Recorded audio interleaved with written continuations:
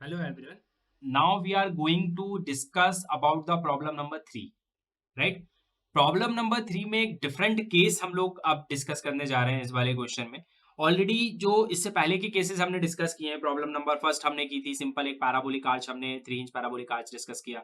फिर second problem हमने solve की जिसमें हमने एक सर्कुलर आर्च लिया with the different level condition पे हमने उसको सॉल्व किया। तो कैसे सॉल्व करना है हमने उसको देखा। अब यहाँ पे फिर से मैं एक क्वेश्चन लेके आ रहा हूं जिसमें अपन ने क्या कंडीशन करी है कि अपन ने एक पैराबोलिक आर्च ही लिया है, 3 इंच आर्च ही है, बट जो कंडीशन है इसका लेवल अलग है और इसका लेवल अलग है, और इसके लेवल के साथ साथ इसका टोटल स्पान दिया है, बट आपको इसका ये हाफ नहीं दिया और इसका हाफ नहीं दिया। तो इसको किस तरीके से कैलकुलेट करते हैं और किस तरीके से मैक्सिमम बाइंडिंग मोमेंट निकालते हैं हमें उसमें देखना।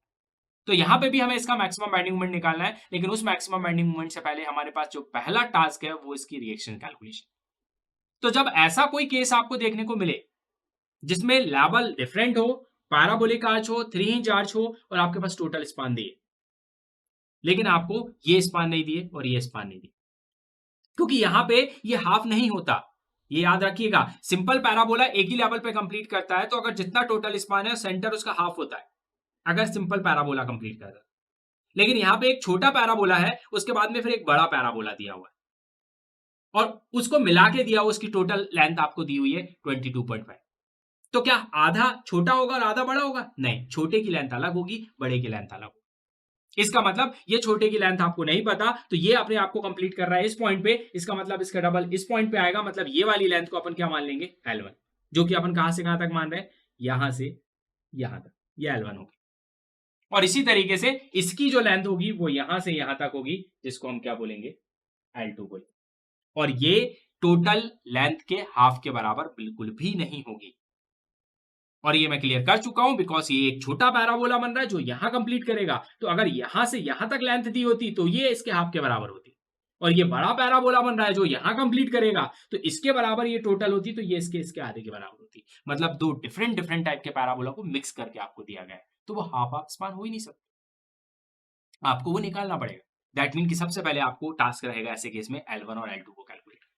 तो कैसे निकालते हैं? तो L1 and L2 by property of parabola से हम इसको निकाल सकते हैं। L1 और L2 को निकालना है तो बाय प्रॉपर्टी ऑफ पैराबोला आप जाएंगे, तो by the property of parabola आपको क्या बोलती है कि जो L1 होता है, by the property of parabola पे आप जाएंगे तो वो क्या बोलता है कि जो L1 होता है वो इक्वल होता है L अंडर रूट H1 के divided by under root H1 plus under root H2 के।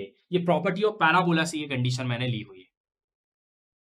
तो अब मैंने जब ये कंडीशन ली, अब इसमें मैं वैल्यू पुट कर सकता हूं, तो आप खुद देख सकते हैं कि मेरे पास L1 मतलब सॉरी L मेरे पास कितना है? 22.5 है। अंडर रूट H1 मतलब क्या होगा? इस छोटे वाले की हाइट, इसको मैं H1 बोल रहा हूं यहां पे, वो कितनी है? H1 की वैल्यू 3 है, तो आप यहां पे आप पुट करेंगे 3 पुट करेंगे, divided by again under root H1, वापस से H1 मतलब कितना आ जाएगा? 3, और प्लस फिर क्या है? अंडर रूट H2 है, तो अंडर रूट H2 मतलब ये वाली की वैल्यू को हम H2 बोलेंगे, जो बड़े वाले की हाइट है। वो कितनी है? 6.75 दी है, तो क्या लिखेंगे? अंडर रूट में 6.75। और जब इसको पूरे को सॉल्व करेंगे तो आपके पास L1 की वैल्यू आएगी इसको सॉल्व करके, और जो L1 आ रहा है आपके पास कितना आ रहा है? 9 मीटर के बराबर, 9 मीटर। ये है आपके पास L1 की वैल्यू। इसका मतलब ये हुआ, ये L1 जो है वो 9 मीटर है, इसका मतलब ये अपने आप को जब कंप्लीट करेगा तो इस पॉइंट पे आके करेगा, तो ये टोटल जो छोटे वाले पैराबोला की जो टोटल लेंथ होगी वो क्या होगी? 9 प्लस 9 मतलब 18 मीटर के बराबर। अब इसी तरीके से मुझे L2 निकालना है, तो अब मैं L2 कैसे निकाल सकता हूं? ये तो अब सिंपल हो गया, मुझे L2 निकालना है, ये तो सिंपल है। L2 क्या होगा? टोटल लेंथ में से L1 को माइनस कर दीजिए। यहां से ये तो हो सकता है जब मुझे इसकी लेंथ पता चल गई और टोटल पता है तो मेरे को इसकी मिल जाएगी ना L2। तो मैं क्या करूंगा? टोटल L में से L1 को माइनस कर देता हूं, तो L2 इक्वल हो जाएगा, टोटल L कितना था? 22.5, माइनस कर दीजिए L1 कितना मिला है मुझे? 9। इसका मतलब L2 रिमेनिंग पूरा ऑल होगा, तो रिमेनिंग कितनी आ रही है? 13.5 मीटर। इसका मतलब ये L2 की वैल्यू आ गई।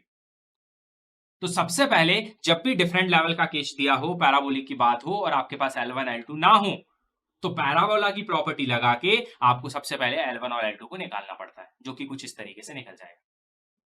अब जैसे ही मेरे को L1 और L2 मिल गए, अब मैं जाके इसकी फर्स्ट स्टेप पे जा पाऊंगा, स्टेप नंबर फर्स्ट पे, जिसको मैं क्या बोलूंगा, reaction calculation.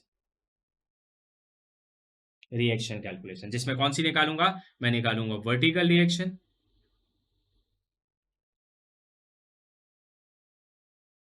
And horizontal reaction.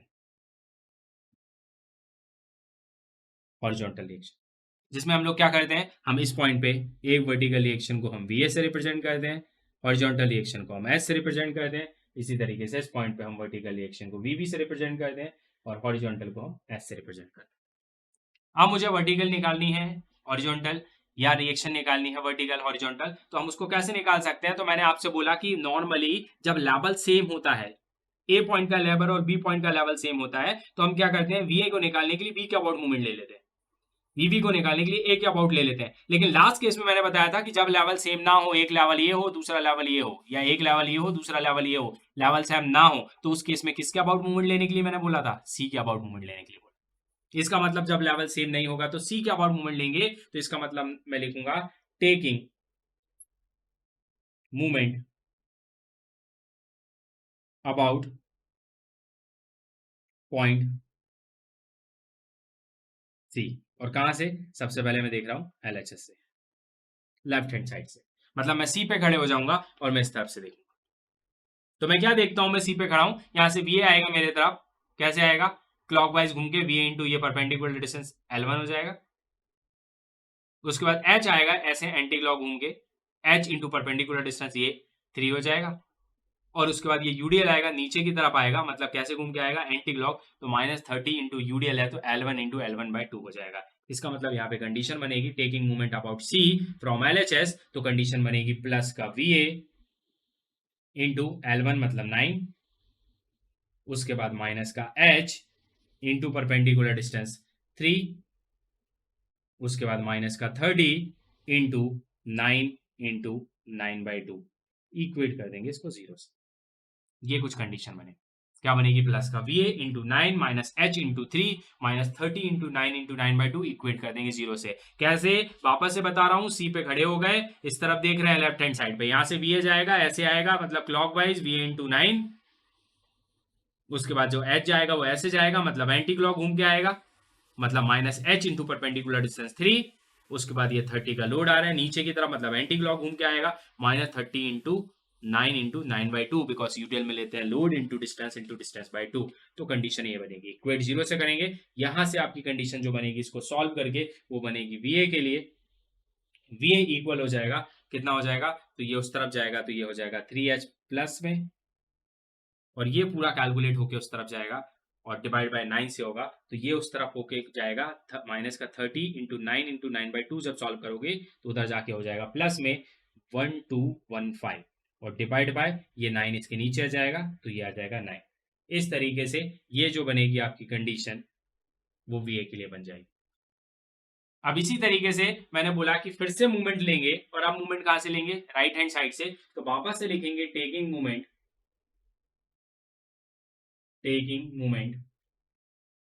about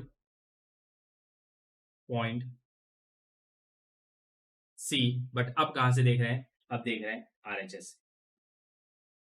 तो RHS से देखते हैं तो क्या दिखेगा, वहां से दिखेगा कि होता है -VB इंटू ये डिस्टेंस L2, तो L2 मेरे पास था 13.5, उसके बाद H घूमेगा क्लॉकवाइज तो प्लस का H into perpendicular distance 6.75 equal 0, because C से B के बीच में कोई लोडिंग नहीं दी, तो सीधा इक्वेट करेंगे 0 से, और यहां से VB की कंडीशन बनाएंगे, तो आपकी VB की कंडीशन आएगी 6.75H और डिवाइड कर देंगे किससे, 13.5 से।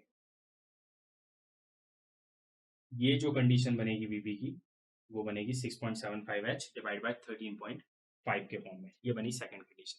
और कैसे बनेगी ये, तो मैंने आपसे बोला कि सी पे खड़े हो जाइए, और अब देखिए राइट हैंड साइड पे कैसे देखेंगे, यहां से वर्टिकल रिएक्शन ऐसे आ रही है, मतलब एंटी क्लॉक, माइनस का VB into perpendicular distance L2 कितना है 13.5, तो माइनस का VB इंटू 13.5, उसके बाद यहीं खड़े रहिएगा, फिर आपको क्या दिखेगा, ये H लग रहा है, ये घूम के आपके पास कैसे आएगा, क्लॉकवाइज प्लस का h इंटू परपेंडिकुलर डिस्टेंस ये, तो ये डिस्टेंस कितनी है, वो है 6.75, तो प्लस का h इंटू 6.75। इसके अलावा c और b के बीच में कोई लोडिंग नहीं है, तो सीधा इक्वेट करेंगे 0 से, तो bb की ये कंडीशन है। अब by the equilibrium condition we know that, by the equilibrium condition we know that कि total reaction, total vertical reaction equal total vertical load के होती है, इक्वल टोटल वर्टिकल लोड के होती है। मतलब वर्टिकल रिएक्शन यहाँ VA प्लस VB होगी टोटल, तो टोटल वर्टिकल लोड कितने का लग रहा है, टोटल वर्टिकल लोड लग रहा है 30 इंटू 9 का, बिकॉज जो यूडीएल लग रहा है वो सिर्फ L1 पे लग रहा है, L1 मतलब कितनी है, 9 है। तो VA की जगह पे मैं क्या लिख सकता हूं, VA की जगह में लिख सकता हूं 3H plus 1215 divide by 9 plus VB की जगह पे मैं क्या लिख सकता हूं 6.75 H divided by 13.5 equal 30 into 9, तो 30 इंटू 9 करेंगे तो वो कितना हो जाएगा 270 के बराबर। और जब इस पूरी कंडीशन को सॉल्व करेंगे, इस पूरी कंडीशन में सिर्फ आपका h अननोन है, एक इक्वेशन है और एक ही अननोन है, तो h होगा, और वो h जब सॉल्व करके लेके आएंगे तो वो h आएगा आपके पास 162 किलो न्यूटन के बराबर। इस तरीके से आपको मिल जाएगी हॉरिजॉन्टल रिएक्शन। और इसी h की वैल्यू को जब इसमें पुट करेंगे तो यहां से आपको VA की वैल्यू मिलेगी, और वो VA की वैल्यू आएगी, h पुट करेंगे यहाँ पे 162, और इसको सॉल्व करेंगे तो VA की वैल्यू आपके पास आएगी 189 किलो न्यूटन के बराबर। और इसी तरीके से VB के लिए आप जब सॉल्व करेंगे, इसमें h की वैल्यू पुट करेंगे और VB निकालेंगे, तो VB आपके पास कितना आएगा, वो आएगा 81 किलो न्यूटन के बराबर। और इस तरीके से आप सारी vertical as well as horizontal reactions को कैलकुलेट कर सकते हैं in the case of different level in the parabolic 3 inch arch. तो इस तरीके से आप कैलकुलेट कर सकते हैं। बाकी आप चेक भी कर सकते हैं, 189 और 81, मतलब 1 इधर जाएगा तो हो गया 190, 190 और 80 कितना हो गया 270, और लोड भी कितना लग रहा है वर्टिकल, 30 इंटू 9 करेंगे तो आएगा 270, वर्टिकल रिएक्शन भी 270 है, टोटल लोड भी कितना है 270 है। और वैसे भी यहाँ पे ये इक्वली आनी चाहिए, बिकॉज अपन जो कंडीशन लगा रहे हैं वो इक्विलिब्रियम की लगाएंगे, तो ये कभी इधर पे आके गलत हो भी नहीं पाएगी, बिकॉज टोटल लोड के बराबर लगाना है। बस आपकी ये कंडीशन सही होनी चाहिए। अगर ये कंडीशंस आप गलत कर देंगे तो हो सकता है कि लास्ट में आपकी जो रिएक्शन है वो गलत है। बट तो आप इसको इस तरीके से सॉल्व करेंगे, बिल्कुल सिंपल वे है, तरीका वही है, सिर्फ मूवमेंट लेने का तरीका अपना चेंज हुआ है कि अपन को यहाँ पे सी के अबाउट लेना है, एक बार लेफ्ट से और एक बार राइट से, और लास्ट में जाके इक्विलिब्रियम की कंडीशन लगानी है। बहुत सिंपल वे है। सो अब इसके बाद हम इसके आगे के कैलकुलेशन करेंगे, जिसमें हमें क्या निकालना है, इसके ऊपर मैक्सिमम बाइंडिंग मोमेंट, जिसमें हम सबसे पहले निकालेंगे एसी स्पान के ऊपर, और फिर हम लोग निकालेंगे इसमें सी बी स्पान के ऊपर। Now maximum binding moment between AC span. अब जो हम बात करेंगे स्टेप नंबर 2 के लिए, जिसमें हमें मैक्सिमम बाइंडिंग मोमेंट निकालना है, तो फर्स्ट स्टेप हम लोग डिस्कस कर चुके हैं, और फर्स्ट स्टेप से पहले कैसे L1 और L2 यहाँ पे निकालने की जरूरत थी हमें, और किस तरीके से हमने प्रॉपर्टी ऑफ पैराबोला लगा के उसको निकाला, वो हमने देखा। अब मैक्सिमम मूवमेंट निकालना है, तो मैक्सिमम मूवमेंट निकालने का तरीका तो अपना बिल्कुल सेम है जैसे अपना लास्ट 2 न्यूमेरिकल्स में अपन ने किया। जैसे कि अगर मुझे एसी के बीच में मैक्सिमम मूवमेंट निकालना है, बिकॉज मेरे को पता है कि ए पे बेंडिंग मूवमेंट कितना होगा 0, सी पे भी हिंज है तो मूवमेंट कितना होगा 0, मतलब इन बिटवीन ए और सी आपको मैक्सिमम मूवमेंट मिलेगा। बट लास्ट क्वेश्चन में उसने हमें पोजीशन दे दी थी कि ई पॉइंट पे निकालना है या एफ पॉइंट पे निकालना है, बट इस क्वेश्चन में फिर से कोई पोजीशन नहीं दी। तो जब हमें पोजीशन नहीं दी रहती, हमें सेक्शन नहीं दिया रहता, तो हमें सेक्शन काटना पड़ता है। और कैसे सेक्शन काट लेते हैं, हम यहां से मान लेते हैं कि मैक्सिमम मूवमेंट हमें कितनी दूरी पे मिलेगा, एक्स डिस्टेंस पे मिलेगा। इसका मतलब एक्स डिस्टेंस पे आप एक सेक्शन काटिए और उस पर्टिकुलर पॉइंट पे आप मूवमेंट निकालिए। तो इसके लिए हम लोग क्या करेंगे, तो हम मान लेंगे let distance x from a। So इसके लिए क्या हो जाएगा, यहाँ पे आपकी कंडीशन बनेगी, ये आपका a पॉइंट हो गया, यहाँ से ये पैराबोलिक आर्च जा रहा है, यहाँ से ये x डिस्टेंस पे हम मान रहे हैं कि हमें मैक्सिमम मूवमेंट मिलेगा, ये हमने माना है, और ये परपेंडिकुलर y हो जाएगा।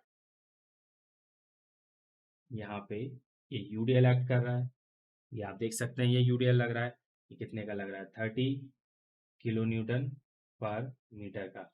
इसके अलावा यहाँ पे ये वर्टिकल रिएक्शन है जो कि VA होगी, यहाँ पे हॉरिजॉन्टल रिएक्शन है जो कि H होगी, ये पॉइंट A है और इसको हमने पॉइंट माना X।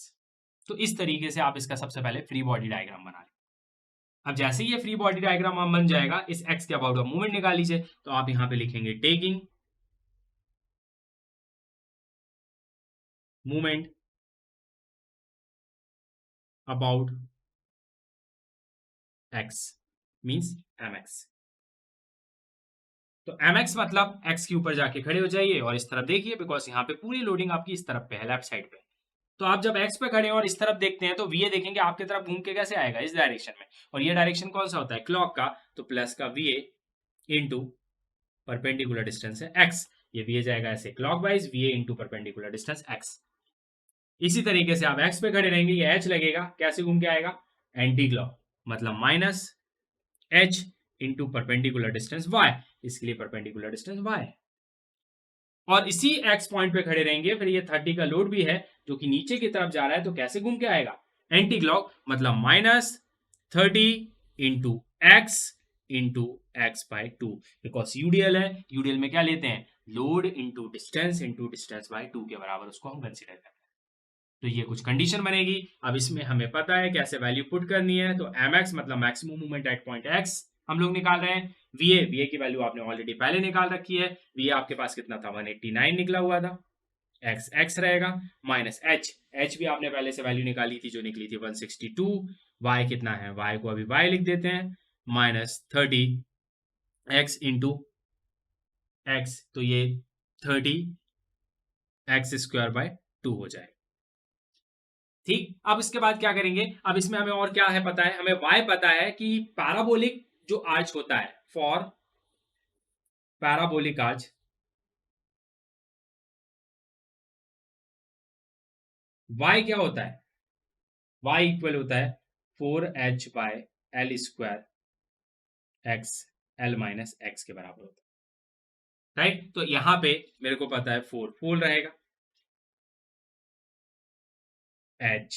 अब h कौन सा लेना है, क्योंकि h तो यहाँ पे 2 है, एक h1 भी है और एक h2 भी है, 2 h है, एक h1 ये वाला है और एक h2 ये वाला है।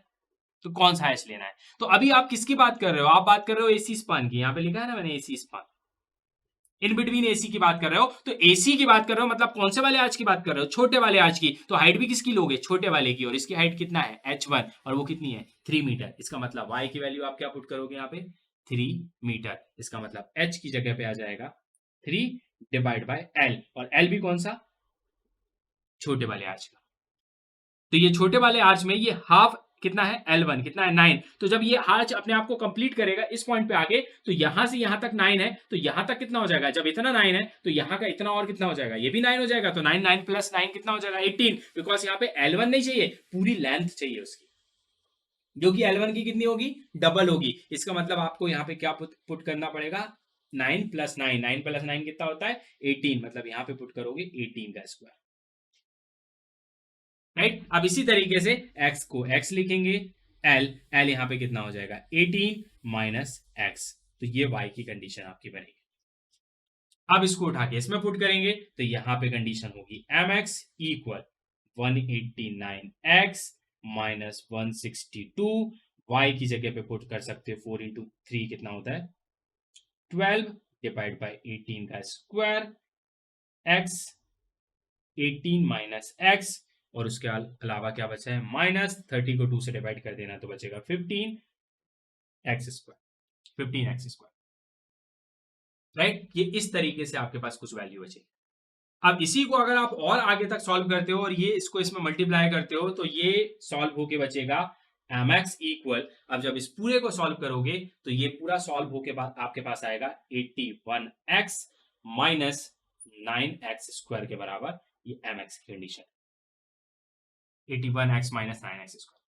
अब इसको सॉल्व करोगे for the maximum binding moment, so for maximum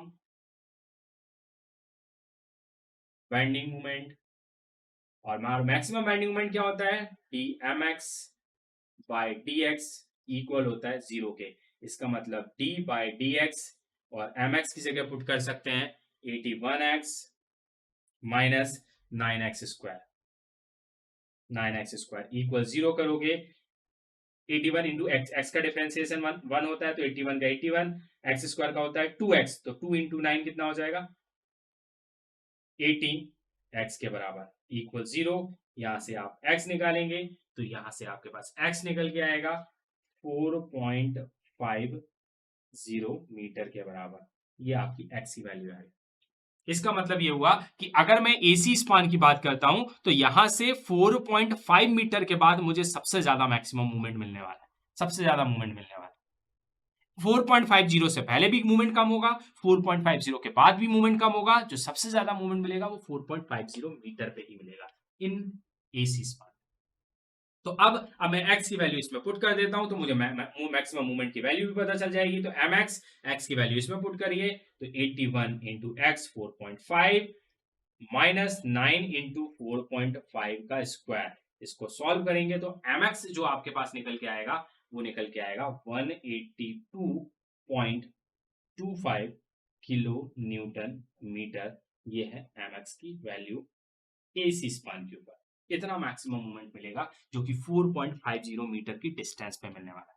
clear है? तो इसके लिए आपने कुछ नहीं किया, एक मूवमेंट की सेक्शन पता नहीं दी तो आपने एक एक्स सेक्शन काटा, उस एक्स सेक्शन का एक फ्री बॉडी डायग्राम बना लिया, जहां पे सेक्शन काटो उसके अंदर अंदर जो भी आएगा वो आपको यहाँ पे ड्रॉ करना पड़ेगा, ए से लेके उस सेक्शन तक के बीच बीच में। तो लोडिंग भी थी तो लोडिंग भी ले ली, उसके बाद आपने क्या किया, एक्स के अबाउट मूवमेंट लिया, एक्स के अबाउट मूवमेंट लिया तो ये कंडीशन बनी, उसके बाद आपने उसमें पैराबोलिक आर्च की कंडीशन लगाई, वाई की वैल्यू पुट करी, और वाई की वैल्यू पुट करते ये याद रखिएगा कि यहाँ पे दो H1 है और L1 भी अलग अलग है। तो जब इस वाले आर्च की बात करोगे तो ये H लेना है और लेंथ भी इसकी लेनी है, और कितनी लेनी है, तो ये L1 की लेंथ 9 है, जब ये L मांगेगा y में तो L इसका डबल होगा, L1 का डबल होगा, और जब इसकी बात करूंगा तो L इसका L2 का डबल होगा। ये चीज आपको ध्यान रखनी है।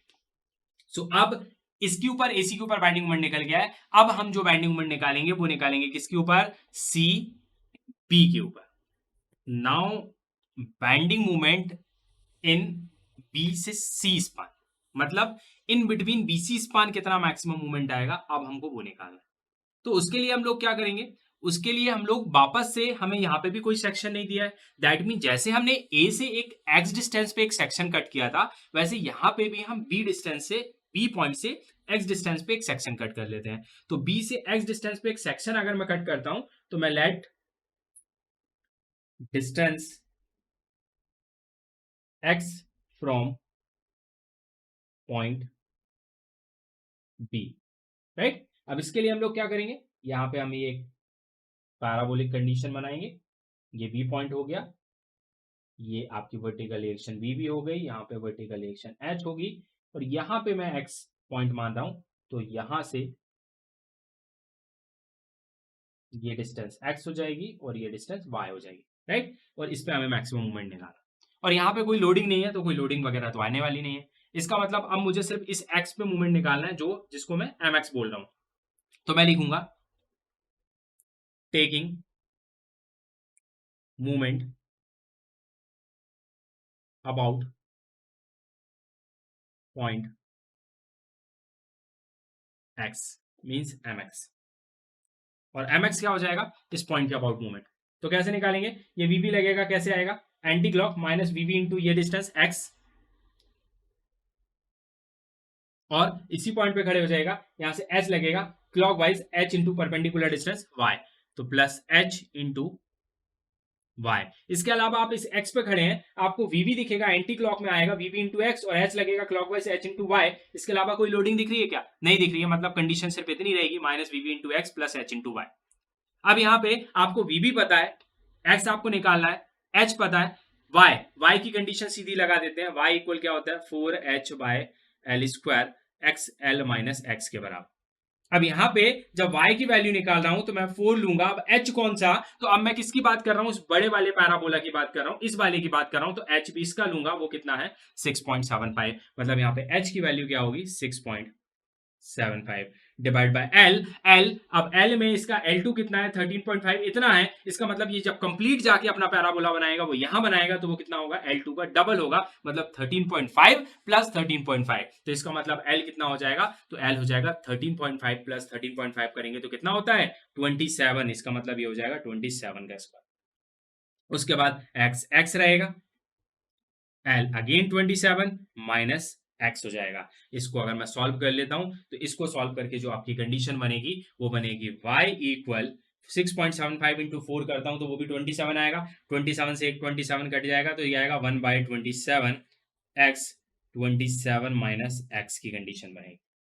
अब इसको उठा के अपन इसमें पुट कर देते हैं तो यहां से mx निकल जाएगा। mx कितना हो जाएगा माइनस वीवी की वैल्यू कितनी निकाली थी, वो हमने निकाली थी 81, right, into X plus plus का प्लस एच कितना निकाला था, एच निकला था 162, तो यहाँ पे लेंगे 162 इंटू वाई की वैल्यू अब भी निकाली, कितनी निकाली 1/27 एक्स 27 माइनस एक्स के बराबर। अब इसको सॉल्व करते हैं तो एम एक्स की कंडीशन हमें मिल जाएगी, और एम एक्स की कंडीशन क्या मिलेगी, तो इस पूरे को जब सॉल्व करेंगे तो एम एक्स कंडीशन मिलेगी हमें 6x स्क्वायर माइनस 18 1x के बराबर। ये हमें एम एक्स मिल गया। जब इसको पूरा सॉल्व करेंगे तो ये आएगा 6x स्क्वायर माइनस 81x के बराबर। अब हमें पता है फॉर मैक्सिमम बेंडिंग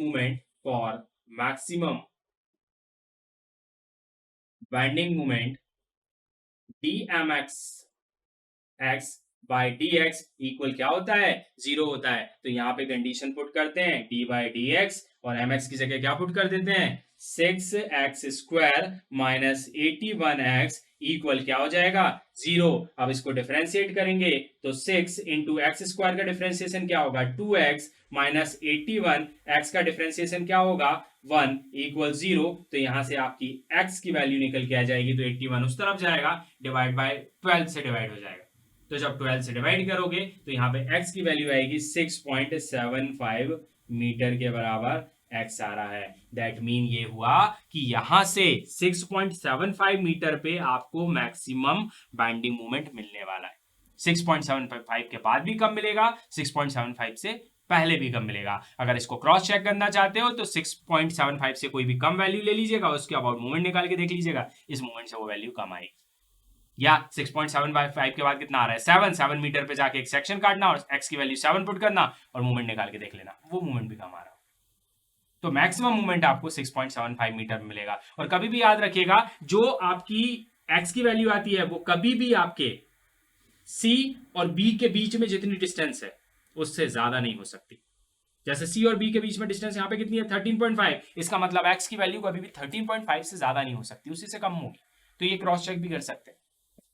ऐसी x आ गया, अब इस x को उठा के mx में पुट कर दो तो यहां से mx मिल जाएगा। mx इक्वल कितना हो जाएगा, तो ये हो जाएगा 6 इंटू एक्स स्क्वायर की जगह 6.75 का स्क्वायर, उसके बाद माइनस 81 इंटू एक्स की जगह 6.75। इसको सॉल्व करेंगे तो mx मिल जाएगा, और mx कितना हो जाएगा, ये आ रहा है आपका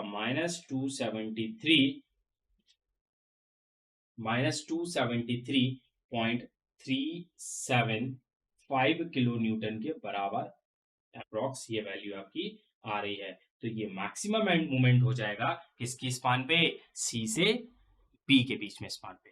तो इस तरीके से जब लेवल डिफरेंट होते हैं तो आप मैक्सिमम मूवमेंट को फाइंड आउट कर सकते हैं, किस तरीके से रिएक्शन निकालना है, किस तरीके से एसी स्पान पे बेंडिंग मूवमेंट, किस तरीके से बीसी स्पान पे बेंडिंग मूवमेंट, वो मैंने बता दिया। बस इसमें याद रखने वाला पॉइंट ये है कि जब एच की वैल्यू पुट करोगे तो कौन सा वाला एच, और जब एल की वैल्यू पुट करोगे तो एल में L1 नहीं लेना है, L1 का डबल लेना है, और इस वाले केस में L2 का डबल L लेना है जब आप Y की वैल्यू निकालोगे। तो बस इतना याद रखने वाला पॉइंट है, बाकी L1 L2 कैसे निकालना है वो मैंने आपको बता दिया था। अब नेक्स्ट लेक्चर में मिलेंगे with the different problem. So thank you so much.